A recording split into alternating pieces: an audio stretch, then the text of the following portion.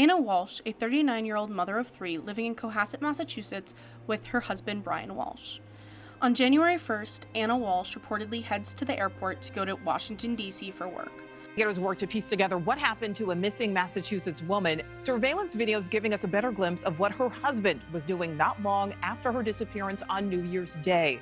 And we're also learning about his past and why some describe him as a, quote, physically violent person. News 8's Evan Lambert is live in Massachusetts. Evan, what else did you learn today? Nicole, it is eerie watching Brian Walshe on camera doing something as mundane as getting his children smoothies. This is coming just a day after investigators say his wife disappeared. Today, still no sign of her. On January 2nd of 2023, at 3:14 a.m., Ana Walshe's phone pinged for the last time within the area of Reservoir Road, which is 0.7 miles away from their family home. Her phone was then turned off. Police say Brian Walshe then bought $450 worth of cleaning supplies that day. On January 4th, the head of security at Ana Walshe's employer called Cohasset police around 11:45 a.m. to request a well-being check, reporting that her car was in Washington, D.C., and that she'd last been seen days earlier, and that the company tried to contact her husband, who has not filed a missing person report. Police interviewed Brian Walshe at his home shortly after 6:30 p.m.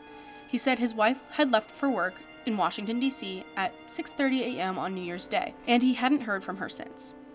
On January 5th, the search for Ana Walshe goes public. On January 6th, there is a fire at Ana and Brian's former home in Cohasset. Later, the fire is ruled not suspicious. On January 7th, ground searches are suspended. On January 8th, Brian Walshe was arrested for misleading authorities on his wife's disappearance. His bond was set at $500,000. Prosecutors have said that officials had found blood and a damaged, blood-stained knife in the couple's basement. Brian also is alleged to have spent $450 on cleaning supplies, mops, tape, and other items the day after his wife was last seen. A spokesperson for the Massachusetts Department of Children and Family Services said that the Walshes' three children are in state custody and declined to provide more information, citing state and federal privacy laws. Brian Walshe's next court date is February 9th. On January 10th, investigators remove a number of items for testing in the search north of Boston. The testing of the unspecified items will determine if they are of evidentiary value in Ana Walshe's disappearance. Investigators spent hours combing through the trash at the transfer station in Peabody, Massachusetts, a city 20 miles north of Boston. On January 12th, at 4:30 p.m., Cohasset held a vigil for Ana. Ana is still missing.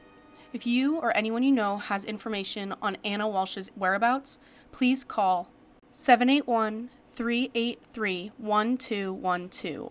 If you are in crisis, contact the National Domestic Violence Hotline at 1-800-799-SAFE or www.thehotline.org.